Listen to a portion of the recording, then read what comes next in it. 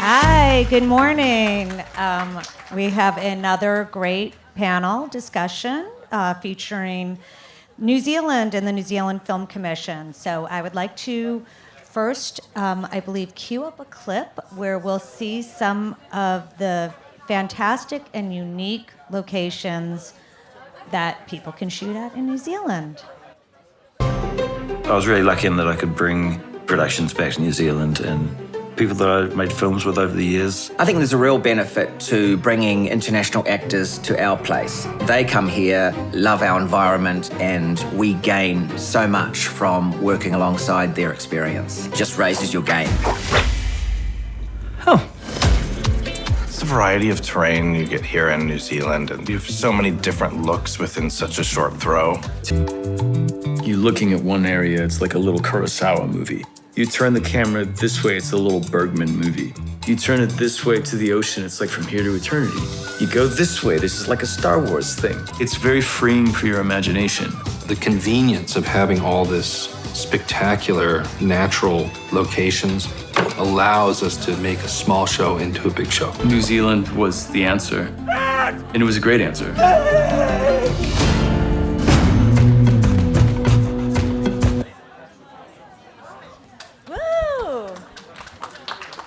Okay, it is my great pleasure to introduce New Zealand Film Commission CEO Annie Murray and Head of International Attraction Philippa Mossman. Come up on stage. I think maybe you sit there because you got the, all right.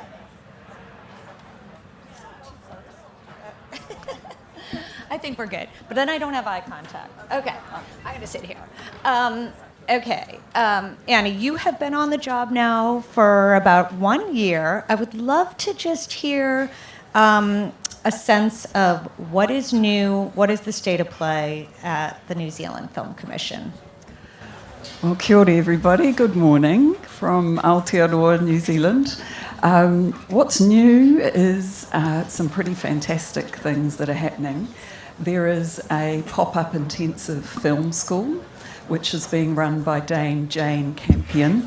She has handpicked 10 young filmmakers from about 300 plus applicants, and she is running a film school for writer-directors in the way that she was taught.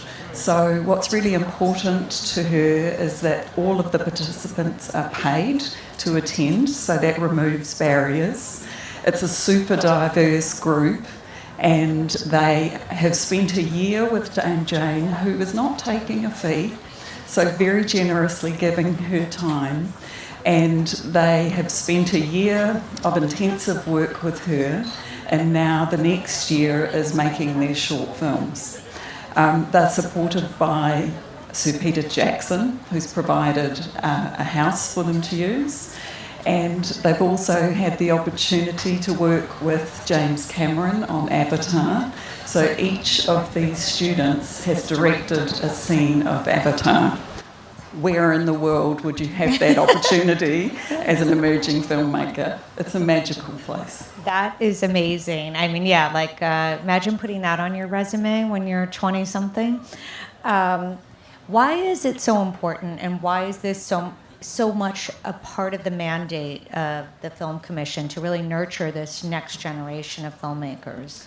Well, we're very lucky to have a generation of veteran filmmakers like Jane, like Sir Peter, and others, Lee Tamahori I would include there, Robin Scholes, who are really generously bringing through the next generation. In New Zealand, we are a super diverse country. Our population is changing rapidly. We have the fourth most diverse city in the world, Auckland, after Toronto, Dubai, and now I'm going to forget the other one. But we have a very rapidly changing population, so it's really important that they are able to tell their stories with the support of us as the Commission, but also with the support of our veterans. And you've brought a lot of great energy to the job, new energy. What have been some of the initiatives that you're most interested in spearheading? Really interested in getting back to our core purpose of funding New Zealand film and of attracting the best and brightest from the world to come and work with us in New Zealand. Also reaching out globally so that our talented young people have opportunities internationally, so reaching out to our alumni around the world. We had a wonderful event in London last week which activated those relationships with a really powerhouse room full of people, New Zealanders working at senior levels in the UK in screen. That's one of the things.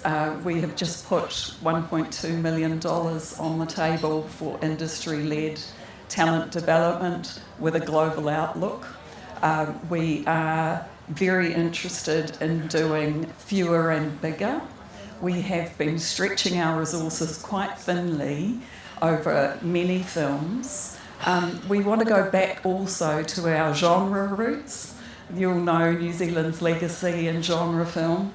And we do have a young cohort coming through with fantastic scripts in the genre space, so we're looking at how we can support them. Okay. Yeah, there's I think of that movie with Kate Winslet from many, many years ago. Heavenly Creatures. Yes, and that was sort of the film that really introduced kind of the landscape of New Zealand for me.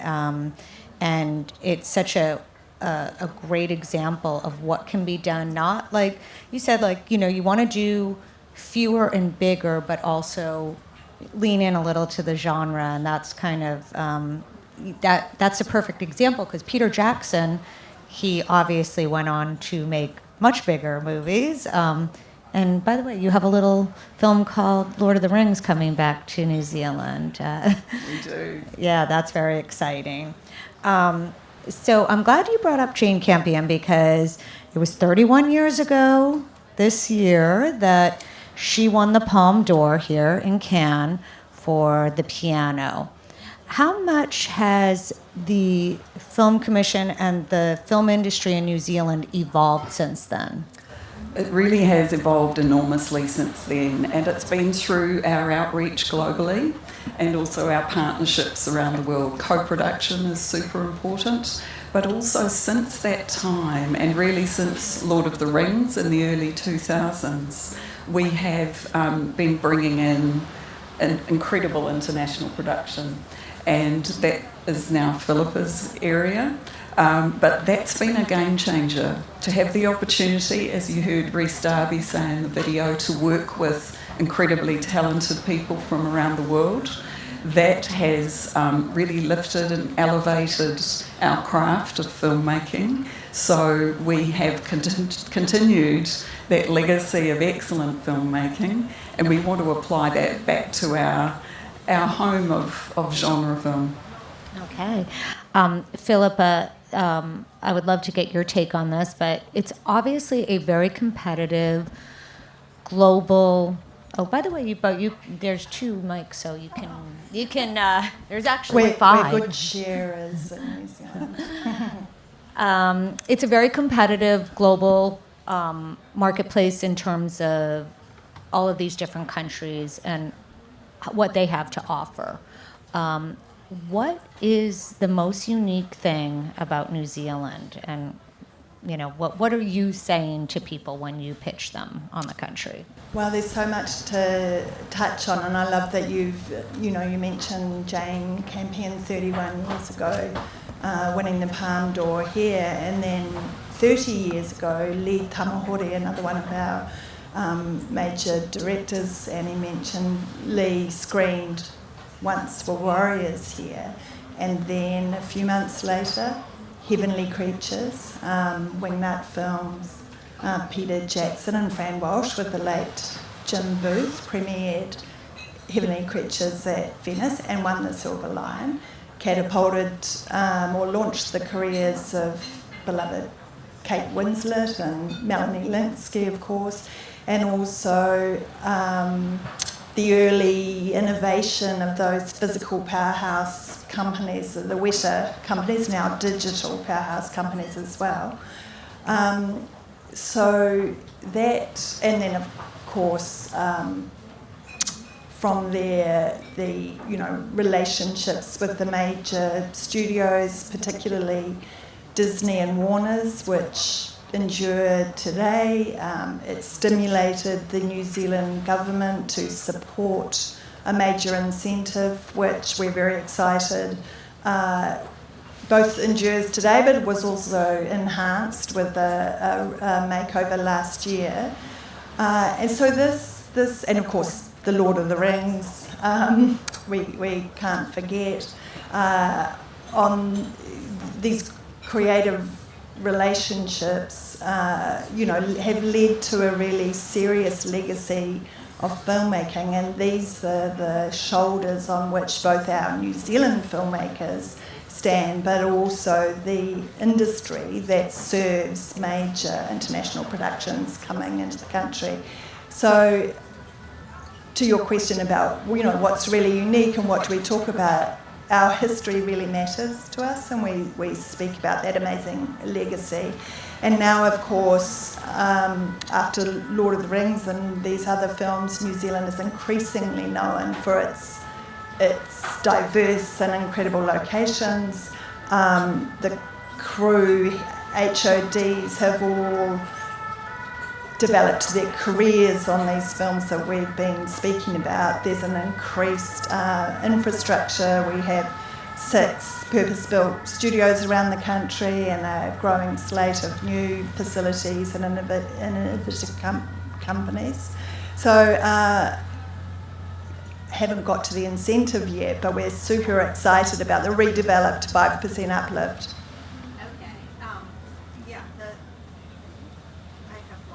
I think you've lost me. So we're actually having a hard time hearing. Could everybody speak louder? For sure. Yeah, thank you. You're saying amazing things, but like the background noise is not here. Yeah, we just had they've all gone out. We'll just speak really loud. I'm still working. Here, so we're trying to pay. That works. Okay, great.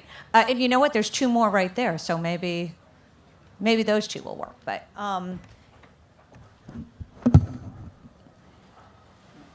speak a little bit about these locations and specifically why they're unique. You will get nothing else on the planet that looks like X, Y, and Z. New Zealand, little islands in the Pacific Ocean, and we have, a landmass of 260,000 square metres and an incredible coastline. I think it's around 15,000 square kilometres of coastline, and the beach and coastal looks mirror coastlines around the world. But the diversity of urban and rural locations, mountains, glacial lakes, tundra, beautiful arid parts of New Zealand as well, what inspired the filmmakers to choose New Zealand. What has been the biggest misconception that people have about the New Zealand film industry? I think that our scale, we are a small but a powerhouse industry, and I think sometimes there's a misconception that we're too busy, that there is a lot of production going on in New Zealand, which there is, but okay. But it's important to note that you have the capacity. We do have the capacity. We can run to about 8 or 9 international shows deep at any one time. We have growing infrastructure, 2 major production hubs of Auckland and New Zealand and the North Island, and smaller production hubs in the South Island. We have a network of very friendly, film-friendly regional film offices who are there to support production, and we certainly have capacity coming up in the second part of this year and into 2025. Fantastic. Okay, so these movies don't make themselves, so I would love to roll up a clip or pull up a clip of some of the people that are behind the New Zealand film industry. For the art department, one of the outstanding things about New Zealand technicians is they come from artisan backgrounds. They don't necessarily come from film school. So there's a real feeling of everybody mucking in together to get things done and working collaboratively. It's awesome. One of the biggest fears that I had coming to New Zealand was I had to find new team members that are local and make sure it's the same level of quality. And it's definitely here, and I've definitely found it.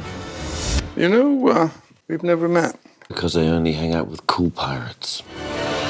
Overall, it's the attitude and the skill level of the people that are here, from PAs to the art department and the grip and lighting department. The vendors that aren't really film vendors have been all great. Everybody has an attitude that is very, very positive. I can't believe how well this is going. What if we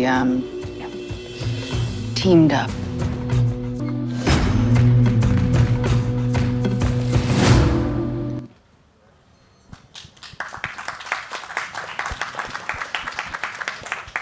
That's a nice little introduction to some of the highly skilled people that work in the industry.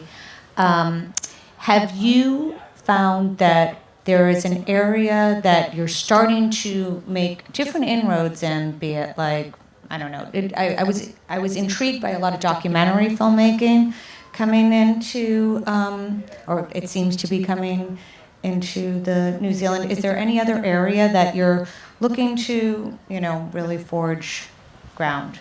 Well, I'm glad you mentioned documentary. New Zealanders make excellent documentaries. We have a UK-New Zealand co-production happening. Is that better? A bit louder. We have a New Zealand-UK co-production feature documentary about Jonah Lomu, the famous rugby player. We've also just commissioned a documentary about the leadership trajectory of Jacinda Ardern, who was our last Labour Prime Minister. Kia ora. And that's really a look at not only what shot her to leadership, but also what caused her to resign. And that's going to be a really interesting story. It's been financed, it's in pre-production. We're also in the children's and family space, so we're just closing on Kitty and Lou, the movie. And that's a really beautiful stop-motion animated series for television that's now going to feature. We're really interested in family films as well, and have a good history of family films that we'd like to come back to, and as I mentioned, genre. Yeah.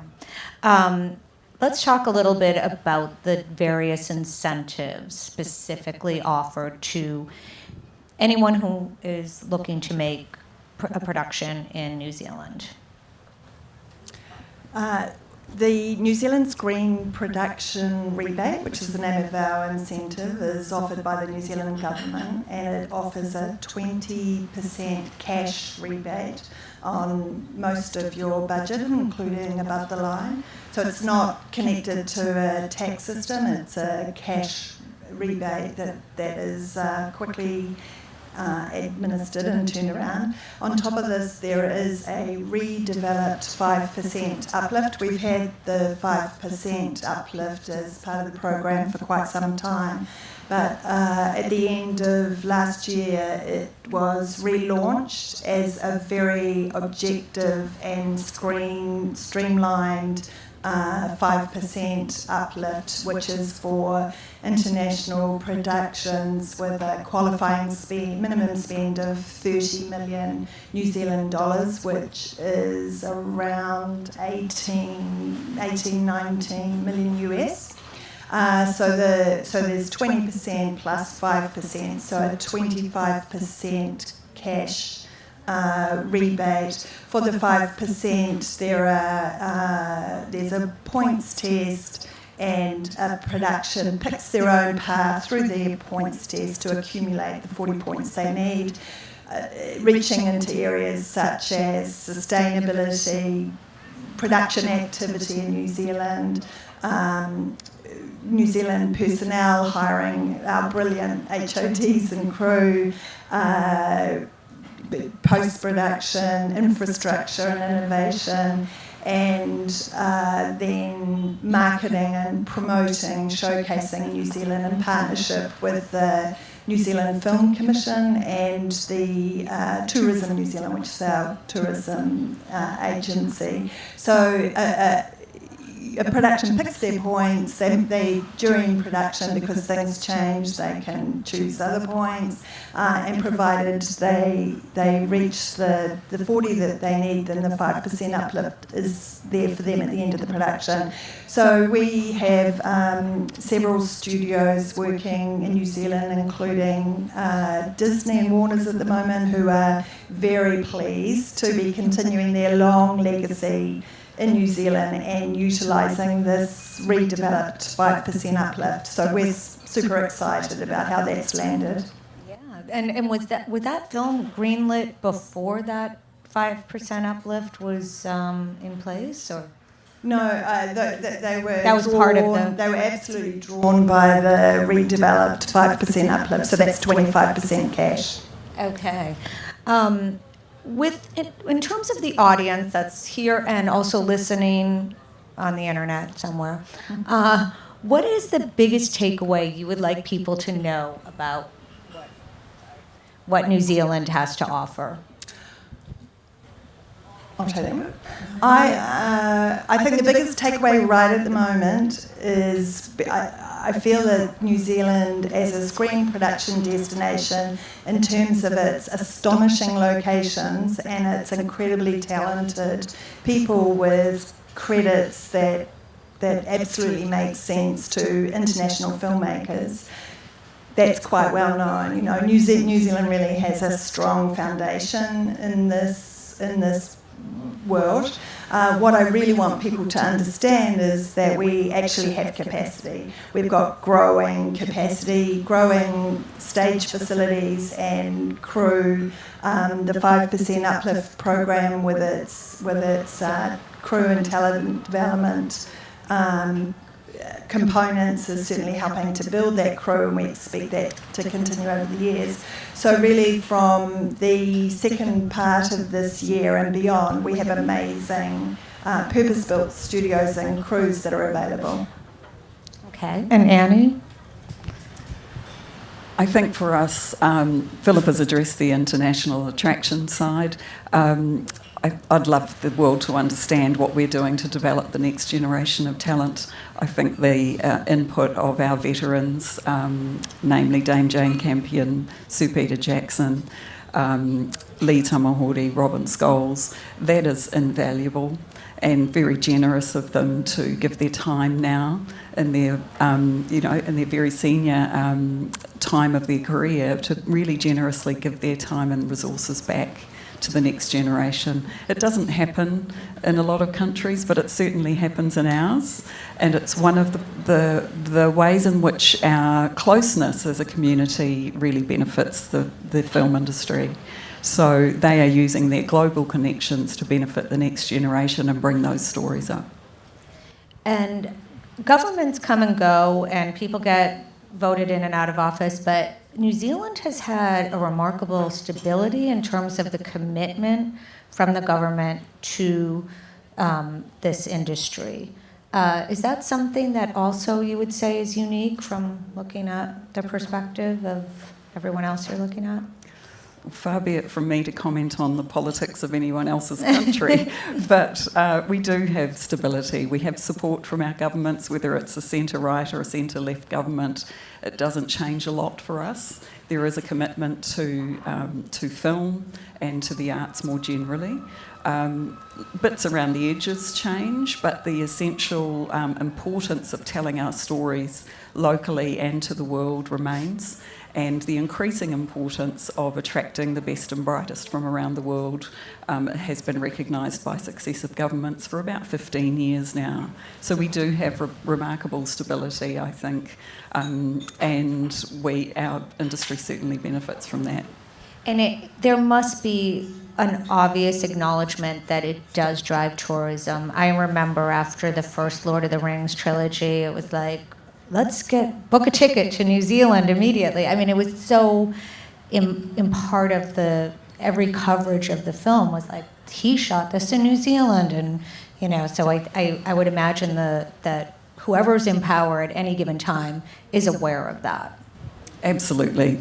And the legacy of those Lord of the Rings films continues now. And The Hobbit. The Hobbiton tourist attraction, which is in this central rural North Island, has just opened some new attractions where you can actually go into a Hobbit house. Previously, you could just see the Hobbit houses from outside. Now there are they're 3-bedroom Hobbit houses. I don't know if you can stay there just yet, but you can certainly go in and visit, and everything is on a miniature scale.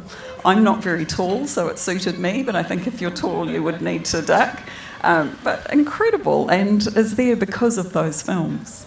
So that's just one example, and it's a must-see when you come to New Zealand. I'm saying when, not if.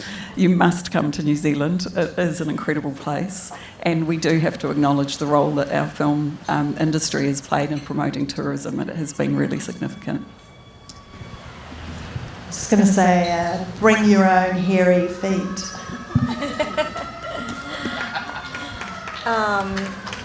Okay, looking forward, what is on the horizon in terms of productions, in terms of what can we expect? Yeah, after the strikes in the US last year, we had a period when those were concluded where there was a little shuffling, trying to find the right place in New Zealand, and the productions that have been working with us with the New Zealand Film Commission on their scenarios through that summer, which for us was a long winter because of course we have reverse seasons to this part of the world. We moved to quickly fill our slate. So we have a very strong number of international productions working currently. And what we see, for the second part of this year and beyond is some strong new productions, sometimes productions returning for second series, new feature films. We would expect up to 12 or so international productions in a year, if not more, and growing infrastructure and growing capacity in New Zealand. So we're very excited about what's ahead with the international productions, utilising the redeveloped 5% uplift, which is landing really well. That's on the international side. And on the local side, releasing soon, we have Pike, which is it's a drama about the Pike River mining disaster that killed 29 men in 2010. With Melanie Linsky, who we were talking about. Heavenly Creatures, yes. With Melanie. And Robin Malcolm. Yeah, and nice full circle. Robin just won Best Actor at Series Mania for a really powerful series, After the Party, which is on ITV in the UK at the moment, ABC in Australia. What else have we got coming through? So many things. Went Up the Hill, a beautiful art house drama, which I'm really excited about. Yes, you've got the book there. Thank you. Please. Kawhawhai Tonu, which is based on the story of Rewi's Last Stand, which was a Māori wars battle in the Waikato in the central North Island, starring Temuera Morrison, and has quite a lot of Māori language in it. It's the first time that story has been told from a Māori perspective, so I have to acknowledge also the importance of our Māori storytellers in New Zealand. Our Māori filmmakers are coming through with really powerful stories, and that's one of them. I could go on. Would you like me to go on?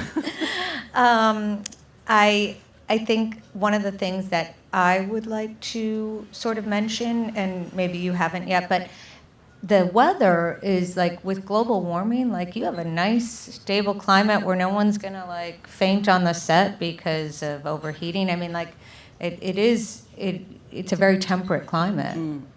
Yep. Temperate climate, reverse seasons. We can get snow in New Zealand. You can certainly shoot alpine scenes, but it is, as you say, temperate and very comfortable for filmmakers. Okay. Is there a dream filmmaker you would love to lure over to? So many. I mean, in recent years, we've had Ava DuVernay, Ridley Scott. We had incredible filmmakers, and so many. Hard to single one out. And we have actually captured James Cameron, who's about to get his New Zealand passport and is making all of his films in New Zealand now. Amazing. Okay, well, I want to thank both of you for sharing all this information and insight, and thank you to the audience for listening.